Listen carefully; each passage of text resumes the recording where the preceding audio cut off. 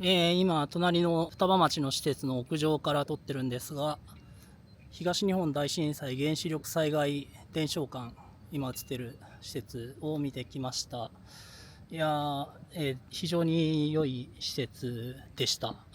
なんていうか、今回、原発の周りの区間を自転車で通って、しかもかなり普通自動車で通る人って国道を通過するだけなんですけど、原発に非常に近いところの県道を通ってわざわざ見に行ってきたので、非常にちょっと身につまされるものがありました。ここって当然運営には地元の人が携わっているわけで、当然被害を受けた人が携わっていて、率直な感想としては、日本って失敗したんだなっていう、失敗国家っていう単語を使うと、それってもっと別の意味、つまり政府自体が存在してない、機能してないみたいな国家って意味になっちゃうんで、違うんですけど、なんていうか、舵取りを全て誤った結果が今なのかなみたいな。これって自分自身もそうなんですけどね。自分自身もそうっていうのは何かっていうと、つまり自分は家でパソコンをカタカタして冷房が効いた部屋で AI を使って仕事をすることが楽なので、そうしてるわけですが、で、それでお金が稼げてしまうので、なんか、みんなが楽をしようとした結果、実際に物を作ることもできなくなった上に、物を作ることもできなくなって、今、日本製品ってほとんどなくなってるわけですけど、どんどん、特にコンシューマー向けのものっていうのは、みたいなことと根っこは同じというか、ここについて予防線を張ると、こういうことを言うと B2B では今も勝ってるみたいなこと言われるんですけど、コンシューマー向けの昔勝ってたジャンル負けてるじゃんっていう。なんでそんなことを言うかというと、その東日本大震災原子力災害伝承館の中の展示というのが全てにおいてグダグダっていうのは、そこに至るまでの道筋っていうのが1960年代70年代からの道筋っていうのがグダグダだからですね。で、今ここの双葉町の施設の屋上に来ているのは、ここは展望台なんですけど、ものすごくちょっとこの動画だとちっちゃいんですが、真ん中、中央のちょっと左寄りに塔が見えて、これは多分携帯電話の塔なんですが、そのちょっと右側の真ん中に煙突があって、これが福島第一原子力発電所の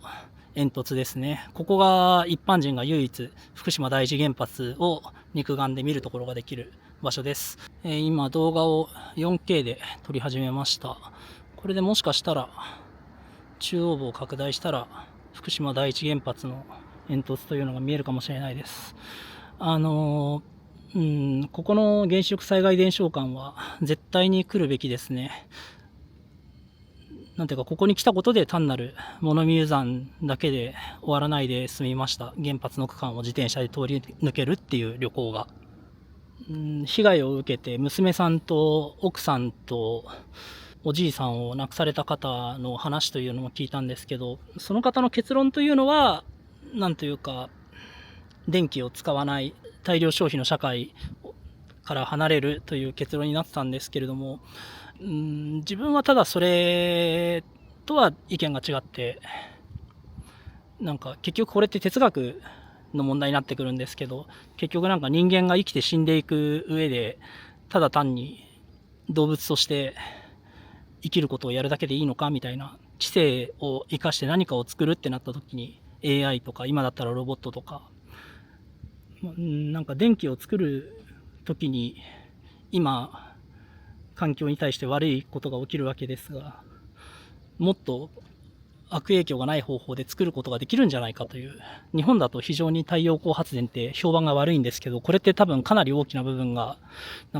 変な補助金の出し方をしたせいで太陽光発電にヤクザが群がってしまったみたいな社会的な失敗の問題であるとか、あと太陽光パネルを日本で作ることができなくて、主に中国から輸入しているので、そこで日本が貧乏になっていくことによる地震喪失による排外主義と結びついてしまったっていう要因があると思うんですけど、太陽光パネルがベストな方法ではない可能性も全然あるんですけど、少なくとも今はベターな方法ではあると思うんですけど、それに限らず電気を使うこと自体を否定するのに向かうのではなく、もっといい方法で作るっていう方向に向かったらいいんじゃないかなと思っていますね。なので自分はね、自分自身が中国の動画サイトに上げていて、中国人の知人、友人がたくさんいるっていうことだけじゃなくて、貿易を邪魔しないようにしてほしいなと思うんですけどね。そういうこともあって。ここまでがこの福島県の現地で録音した内容なんですけど、日本人の多くの人が誤謬に陥ってるよなっていうことを思うわけですよ。YouTube の登録者の方には自分の意見というのがすごく嫌だと感じる方もいるかもしれないんですが、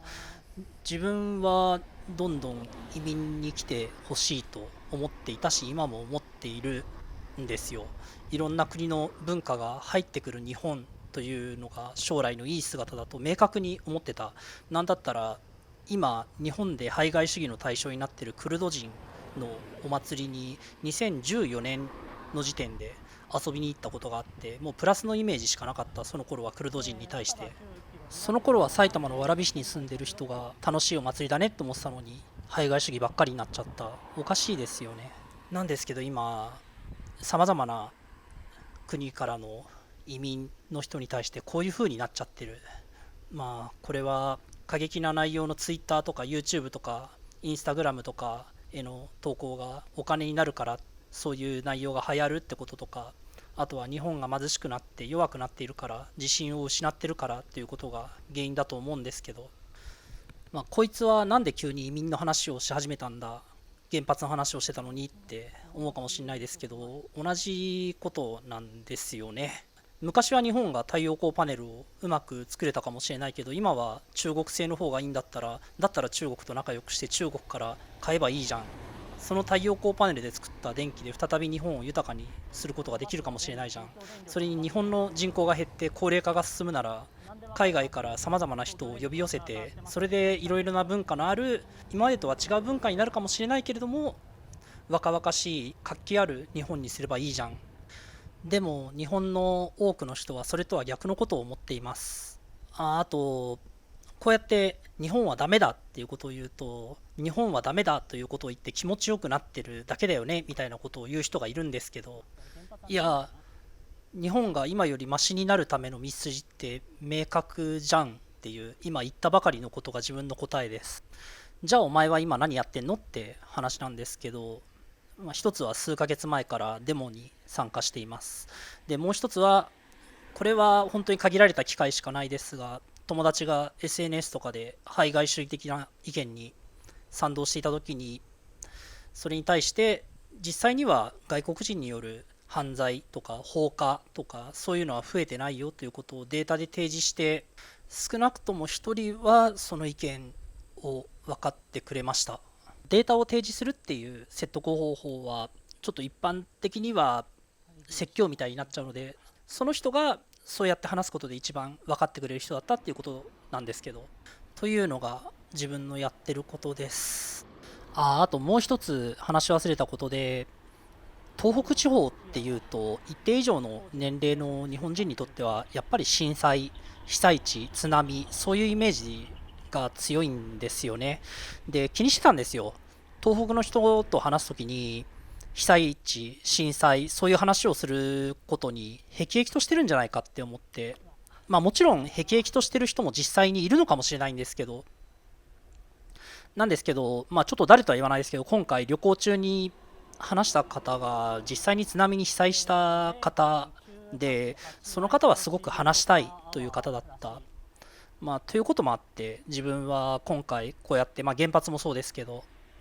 被災地とかについて話すことにしました。ただその人のせいにするみたいな感じになってしまう恐れもあるので、自転車旅行のメインの動画ではそのことについては触れずに、